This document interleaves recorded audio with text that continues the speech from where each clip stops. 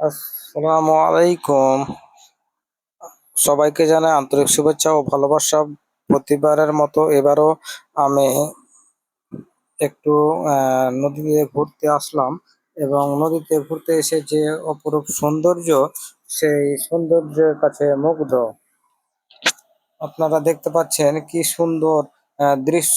আসলে বিকালের দৃশ্যটা অনেক আমার কাছে সুন্দর লাগে, তাই বিশেষ করে আমি বিকেল বেলাতেই ঘুরতে আসি।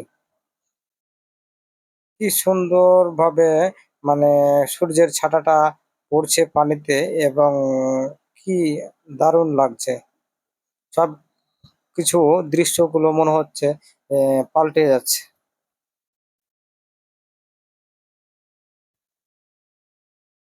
বন্যার পানি আহ আগের থেকে একটু কমেছে, পানিগুলো একদম ঘোলা হয়ে আছে। এই সাইডটা একটু ডোবা ছিল, এই জন্য এই সাইডটাতে পানি ঢুকে গেছে। এই যে এখানে দেখতে পাচ্ছেন নৌকা,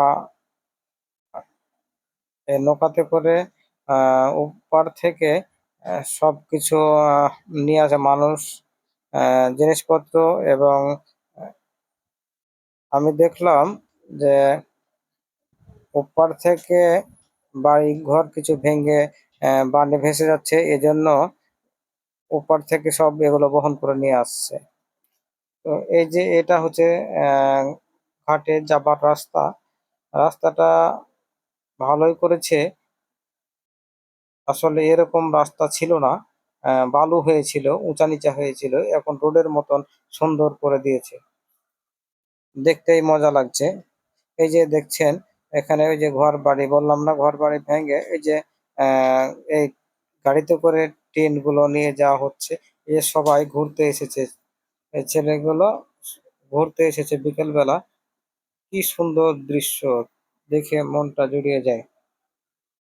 এই যে আমার বন্ধু মামুন চলে গেল, এই যেগুলো চর থেকে আসলো,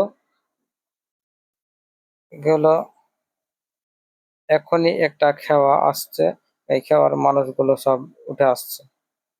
এই যে পানি দেখছেন কতটুকু পানি এখানে, সবাই হেঁটে হেঁটে পার হয়ে যাচ্ছে। ওই সাইডে একটু ডোবা ছিল, এই ডোবার কারণে পানিটা ঢুকে গেছে, সেই পানিটার জন্য ওদের এভাবে যেতে হচ্ছে।